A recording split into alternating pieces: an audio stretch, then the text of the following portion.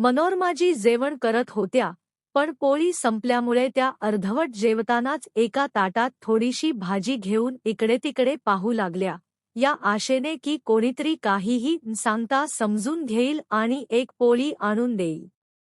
जवळच बसलेला धाकटा मुलगा सुमित त्यांच्या मनातील गोष्ट समजला होता, पण तरीही तो शांत राहिला कारण घरात कोणाचीही एवढी हिंमत नव्हती की मोठ्या सुनेच्या उपस्थितीत स्वतःहून काही खायला घेईल. थोडा वेळ बसून राहिल्यानंतर मनोरमाजींनीच हिंमत गोळा करून म्हटले, "सुनीता सूनबाई, 2 पोळ्यांनी पोट भरले नाही. जरा एक पोळी आणखी दे." हे ऐकताच सुनीता कठोर आवाजात म्हणाली, "बस बस माजी, तुमची तब्येत आधीच खराब असते. 2 पोळ्या तुमच्यासाठी कमी नाहीत. जे खाल्ले तेच खूप आहे." तेव्हा मनोरमाजी जवळ बसलेल्या आपल्या मोठ्या मुलाकडे, संजयकडे आशेने पाहू लागल्या की कदाचित तो काहीतरी बोलेल. पण संजय तर जेवणावर असा काही झुकला होता जणू त्याने काही ऐकलेच नाही. हे पाहून मनोरमाजी काहीही बोलल्या नाहीत आणि हात पुसून उठू लागल्या, पण तेवढ्यात धाकटा मुलगा सुमित आपल्या वहिनीला म्हणाला, "वहिनी, जेव्हा आई दिवसभर घरातील कामे करते तेव्हा तुम्हाला तिच्या तब्येतीची थोडीही जाणीव होत नाही. तुम्हाला माहीत आहे ना, जर आई उपाशी राहिली तर तिला रात्रभर झोप लागणार नाही. त्यामुळे तुम्ही तिला आणखी एक पोळी द्या." हे ऐकताच सुनीता ओरडत म्हणाली, "तू आईचा जास्त लाडका बनू नकोस. या घरात जे काही चाललंय ते माझ्या नजरेतून सुटलेलं नाही. तुम्ही दोघे मायलेक फुकटच्या पोळ्या मोडत असता. तुझा भाऊ किती मेहनत करतो याची तुला जाणीवच नाही. तू अजूनही नोकरी शोधण्यात अपयशी ठरला आहेस. आधी काही काम कर, मग मोठ्या मोठ्या गप्पा मार. ना कामाचा ना काजाचा, अन्नाला काळ." वहिनीचे बोलणे ऐकून सुमितला खूप वाईट वाटले, पण तो शांत राहिला. त्याने आपल्या आईकडे पाहिले, तेव्हा मनोरमाजीही पाणावलेल्या डोळ्यांनी त्याच्याकडेच पाहत होत्या. त्याला आपल्या आईची भूक सहन झाली नाही, म्हणून त्याने आपल्या ताटातील एक पोळी उचलून मनोरमाजींच्या ताटात ठेवत म्हटले, "आई, तू ही पोळी खाऊन घे, आज मी एकच पोळी खाईन." हे पाहून सुनीता आणखी चिडली आणि मनोरमाजींच्या ताटातील ती एक पोळी उचलून जमिनीवर फेकत म्हणाली, "तुला माझे बोलणे समजले नाही का? जेव्हा मी सांगितले की आणखी जेवण द्यायचे नाही, तर नाही द्यायचे. आता राहा तुम्हीही उपाशी." मोठे आले होते आईचे चमचे. हे पाहून सुमितच्या डोळ्यांतही अश्रू आले. तो आपल्या वहिनीला म्हणाला, "वहिनी, तुमच्यात माणुसकी नावाची काही गोष्टच नाही. अरे, कोणाच्या ताटातून अशी पोळी कोणी उचलून फेकतं का?" सुमितचे एवढे बोलणे झाल्यावर त्याच्या मोठ्या भावाने, संजयने त्याच्याकडे रागाने पाहत म्हटले, "आपल्या वहिनीची माफी माग. भावा, जोपर्यंत वहिनी आईवर अन्याय करत होती तोपर्यंत तू अगदी मुकाभिरा होऊन बसला होतास आणि आता अचानक तुला जाणीव झाली की काहीतरी चुकीचे घडत आहे. तू किती बायकोचा गुलाम झाला आहेस, तुला आपल्या आईची काहीच काळजी नाही." सुमितचे एवढे बोलणे होताच संजयने उठून सुमितच्या गालावर एक जोरात कानशिलात लगावली आणि म्हणाला, "मी तुझा उद्धटपणा खूप सहन केला आहे. आता तुझ्यासाठी हेच बरे राहील की इथून चालता हो, नाहीतर माझ्यापेक्षा वाईट कोणी नसेल." "खरं बोललास भावा, तुझ्यापेक्षा वाईट तर कोणी असूच शकत नाही. जो गप्प बसून आपल्या आईचा अपमान होताना पाहत आहे, त्याच्यापेक्षा वाईट माणूस आणखी काय असू शकतो."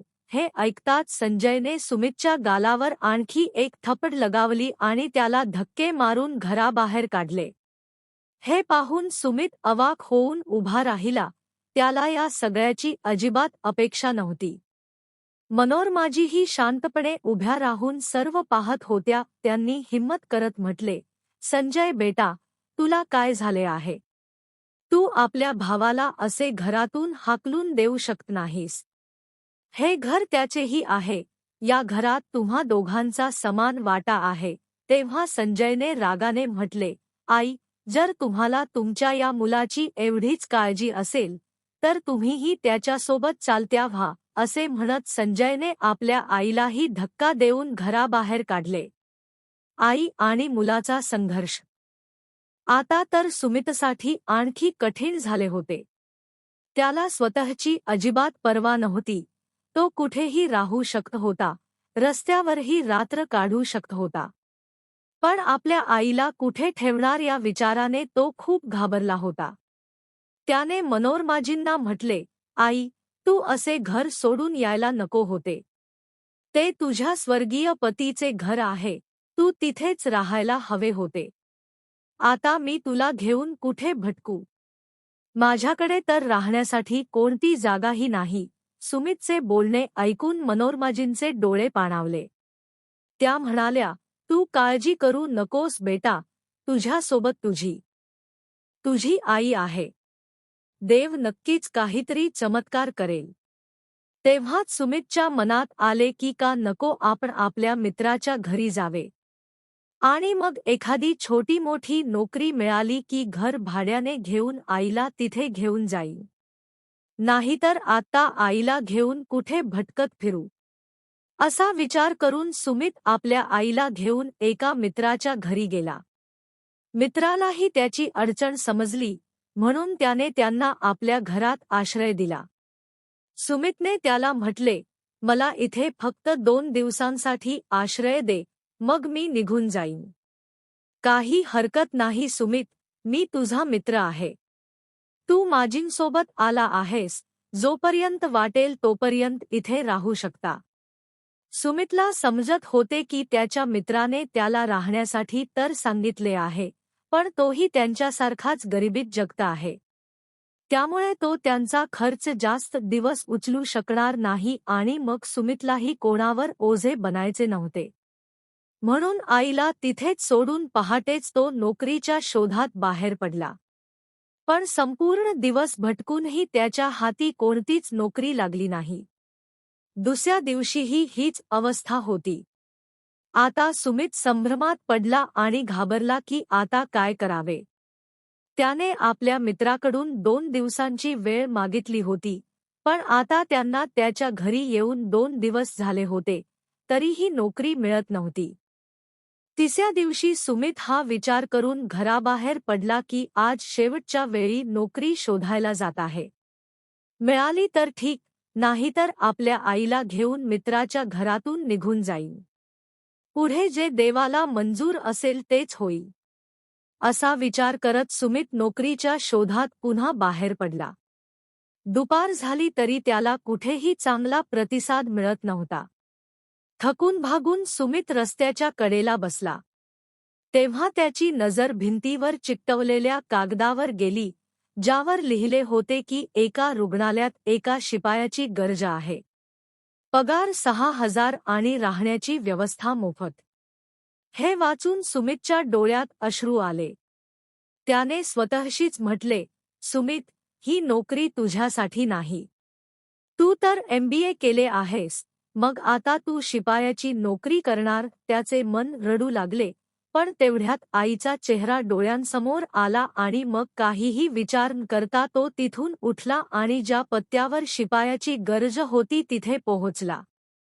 तिथे पोहोचून सुमितने रुग्णालयाच्या कर्मचाऱ्यांना सांगितले की तो शिपायाच्या नोकरीसाठी आला आहे.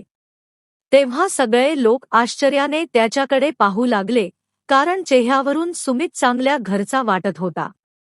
पण त्यांनी काही म्हणता त्याला मुलाखतीसाठी डॉक्टरांकडे पाठवले.